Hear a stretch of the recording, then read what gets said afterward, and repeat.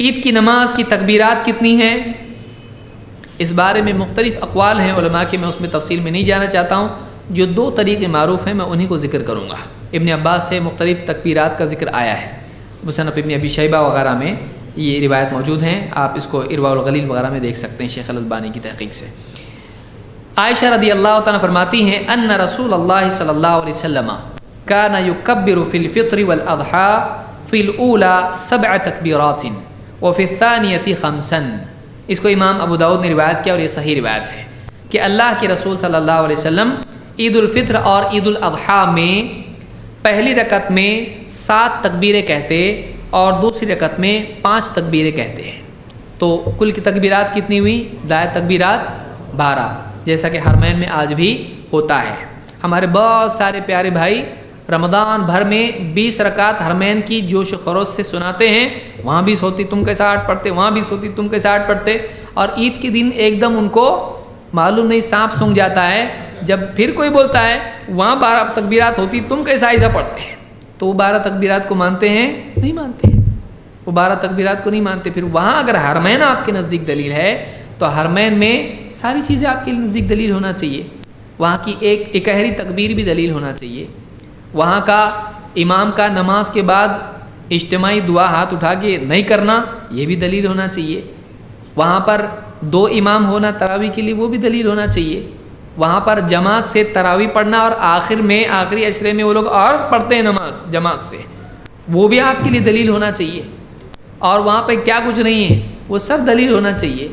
تو حرمین ہمارے لیے دلیل نہیں ہے، حرمین فی نفسی دلیل ہے، حرمین میں کوئی بھی آ جائے وہ کچھ بھی کرے وہ دلیل ہوتا نہیں ہے، ایسا ہمارے لیے اللہ کے نبی صلی اللہ علیہ وسلم کی سنت دلیل ہے۔ ہاں حرمین میں علماء ہیں، ان کا فتویٰ اگر ہے اور اس فتوے میں دلیل اگر ہے اور وہ دلیل اور فتویٰ آپس میں مطابق ہیں، بہت اچھی بات ہے، ہم کوئی بھی عالم اس طرح کا معاملہ کرے اس کی بات مانیں گے، بات اور دلیل میں مطابقت ہو، فہم صحیح ہو، دلیل صحیح ہو، ثابت ہو، مانا جائے گا۔ حرمین ہمارے لیے دلیل نہیں ہے، حرمین ہمارے لیے دلیل نہیں ہے۔ امت میں کسی نے بھی اس طرح سے حرمین کو ایسا دلیل کہ حرمین میں جو بھی عمل ہوتا ہے وہ حجت ہے، کسی نے نہیں کہا، میرے علم میں کوئی نہیں ہے۔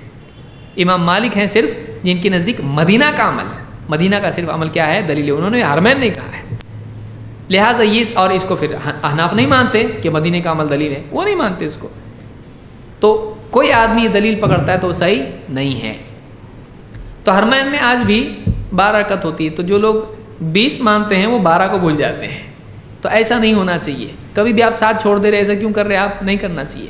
ہمارا کیسا ہے، حرمین ہو یا کوئی بھی ہو، ہندوستان ہو یا کوئی اور ملک ہو، وہاں پر اگر کسی کی بھی بات قرآن و سنت کے مطابق ہے تو ہم اس کو مانتے ہیں، چاہے حرمین ہو یا پھر چین جاپان ہو یا پھر برما ہو یا انڈونیشیا ہو یا پھر سوڈان ہو یا کچھ بھی ہو، ہم کو کوئی مطلب نہیں ہے، جو دلیل جس کی ہے اس کے مطابق ہم چلیں۔ کتنا اچھا ہے یہ سب سے اچھا ہے، کیونکہ دیکھیے جو حرمین کو پکڑنے والوں کو چھوڑنا پڑتا، پھر تو جب آپ نے دلیل بنائی تو پھر آپ 30 دن یاد رکھیے، اور اس کے بعد جب 30 دن گئے تو آپ کی دلیل پھر غائب، پھر سب غائب، ابھی اس کے بعد نہیں مان رہے اس کو، تو ایسا نہیں ہونا چاہیے۔ پھر ایسی دلیل کا کیا فائدہ ہے جس کو آپ کبھی بھی چھوڑ سکتے، پھر یہ منمانی ہے۔ اور بہت سارے لوگ اہل حدیث کے بارے میں کہتے ہیں کہ یہ لوگ خواہش پسند ہوتے ہیں، حالانکہ یہی خواہش پسندی ہے کہ آپ ایک دن ایک دلیل دیں اور جیسی رمضان ختم ہو گیا، شیطان آزاد ہو گیا، آپ بھی حرمین کو چھوڑ دیں، تو یہ کس کا اثر ہے؟ تو شیطان کا اثر ہے۔ آپ اس طرح سے دلیل نہیں بنانا چاہیے۔ نہ حرمین کا عمل ہمیشہ غلط ہوگا، نہ حرمین کا عمل ہمیشہ صحیح ہوگا، ضروری نہیں۔ وہی لوگ پھر حرمین کی دلیل دیتے ہیں، وہاں ویڈیو ریکارڈنگ کو مانتے نہیں مانتے، وہاں پہ امام کی آواز سب کو آ رہی ہے، پھر بھی مکبر تکبیر بول رہا ہے ان کے امام کے پیچھے مائک میں، ضروری نہیں ہے، تبھی ضروری ہے جب کہ امام کی آواز سننے نہیں آ رہی لوگوں کو، عمل ہو رہا ہے وہاں پہ، سالوں سے چل رہا ہے، ہمارے نزدیک وہ دلیل نہیں ہے، کرتے یہاں پہ امام صاحب بھی کر رہے ہیں اس طرح سے ہی نماز میں، پیچھے ایک آدمی اور بھی اپوائنٹڈ ہے وہ بھی مائک میں بول رہا ہے، اس کو بھی ایک مائک لگائے ہوئے، کرتے ہیں ایسا، پھر آپ کیوں نہیں کر رہے ہیں حرمین کا عمل؟ آپ کہاں گئے حرمین؟ آپ کو پسند نہیں، آپ کو دشمن بن گئے آپ عید کے دن حرمین کے؟ تو یہ بات یاد رکھیں، دلیل کس کو آدمی بناتا ہے اس کا مقام اس سے معلوم پڑتا ہے کہ واقعی وہ کس لیول کا ہے، دلیل کس کو بنا رہا ہے۔ تو عائشہ رضی اللہ تعالیٰ عنہ کی اس حدیث سے معلوم ہوا کہ عید الفطر اور عید الاضحیٰ میں اللہ کے نبی صلی اللہ علیہ وسلم 12 تکبیرات سے نماز پڑھتے تھے، یہ سنت ہے۔ اس کے علاوہ بھی سنت ہے، کوئی ایک ہی چیز سنت ہو لازم ہو ایسا نہیں ہے۔ جو 6 تکبیرات والی نماز ہوتی ہے وہ بھی ثابت ہے، میں آگے ذکر کروں گا۔ ابن عباس رضی اللہ تعالیٰ سے روایت ہے کہ کہتے ہیں انہو، یہاں پر یہ کہ جو تکبیرات ہوں گی تو ہر رکعت میں قرأت ہوگی، اور وہ کب ہوگی، ہر رکعت میں قرأت کب ہوگی اور کیسے ہوگی۔ کہتے ہیں کہ انہو کان یکبر فی العید فی الاولی 7 تکبیرات بتکبیرۃ الافتتاح، کہتے ہیں کہ وہ عید کی نماز میں پہلی رکعت میں تکبیر افتتاح یعنی پہلی تکبیر جس کو تکبیر تحریمہ کہا جاتا ہے، اس کے ساتھ 7 تکبیریں کہتے تھے۔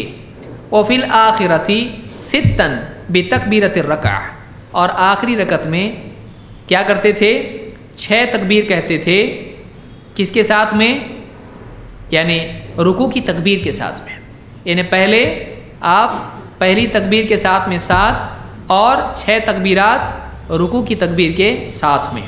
کلہن قبل القراءہ، سب کی سب کیا ہوتی تھیں، قرات سے پہلے ہوتی تھیں، سب کی سب قرات سے پہلے ہوتی تھیں۔ تو اس سے معلوم ہوا کہ قرات سے پہلے تکبیرات ہیں، قرات سے پہلے کیا ہیں، تکبیرات ہیں 7 اور 5۔ رکوع کی ملا کے کتنی ہوتی ہے، 6، تو رکوع کی چھوڑ کے کتنی ہوں گی، 5 ہوں گی، تو 5 زائد تکبیریں اور پھر 7 زائد تکبیریں، کل ملا کے کتنی ہوئی، 12 تکبیریں۔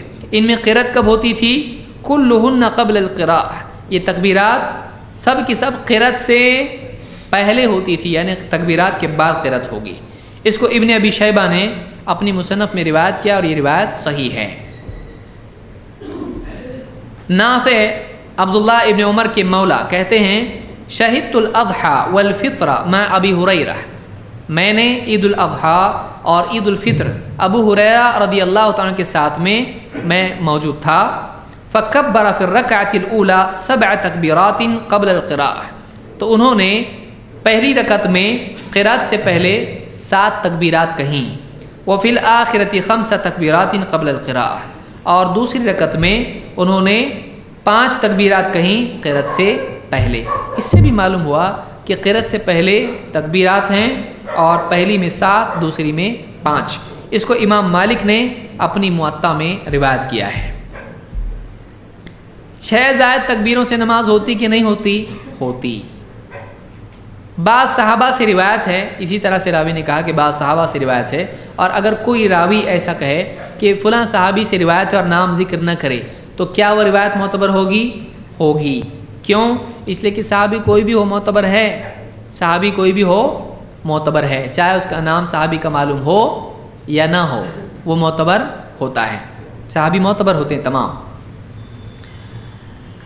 کہتے ہیں صلی بنا النبی صلی اللہ علیہ وسلم، ہمارے ساتھ اللہ کے نبی صلی اللہ علیہ وسلم نے نماز پڑھی، ہم کو نماز پڑھائی، یوم عید، عید کے دن، فکبر 4 و 4، تو آپ نے تکبیر کہی کیسی، 4 اور 4۔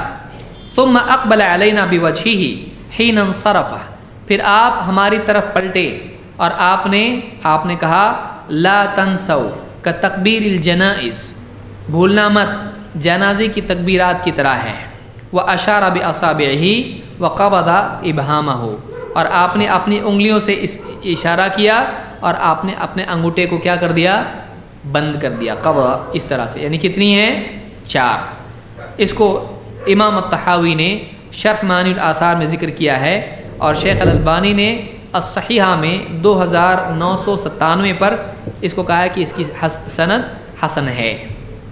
اسی طرح سے علقمہ اور اسود ابن یزید کہتے ہیں ان ابن مسعود کان یکبر فی العیدین 9 عبداللہ ابن مسعود رضی اللہ تعالیٰ عنہ عیدین میں 9 تکبیرات کہتے تھے۔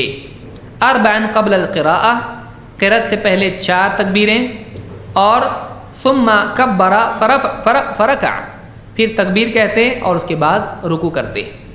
وفی الثانیۃ یقرأ فاذا فرغ کبر 4 ثم رکع، یعنی قرات سے پہلے کتنی تکبیرات، 4، اور اس کے بعد یعنی ثم کبر، پھر اس کے بعد تکبیر کہہ کے رکوع کرتے تھے۔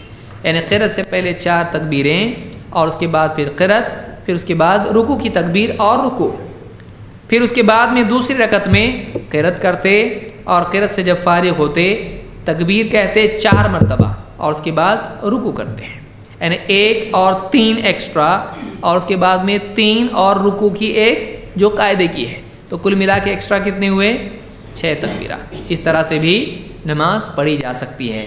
تو پہلی تکبیرات کے بعد قرأت ہوتی تھی اور دوسری رکعت میں یعنی قرأت سے پہلے ہوتی تھی اور دوسری رکعت میں قرأت کے بعد ہوتی تھی رکوع سے پہلے۔ اس کو امام عبدالرزاق نے اپنی مصنف میں روایت کیا ہے اور الصحیحہ میں شیخ الالبانی نے اس کو جلد 6 صفحہ نمبر 1261 پر ذکر کیا ہے۔ تو اس سے بھی معلوم ہوتا ہے کہ یہ بھی طریقہ صحیح ہے۔ تو اگر کوئی آدمی 6 زائد تکبیروں سے نماز پڑھتا ہے تو کوئی آدمی اس کو غلط یا بدعت یا خلاف سنت نہ کہے، صحابہ سے اس کا ثبوت ہم کو ملتا ہے۔ دونوں طریقوں سے نماز پڑھی جا سکتی ہے۔ ہمارا طریقہ نہیں ہونا چاہیے کہ فلاں حنفی ایسا کرتے ہیں تو وہ غلط ہی ہوگا، ایسا نہیں ہونا چاہیے۔ یہ بھی کیا ہے؟ یہ القیاس مع الفارق ہے۔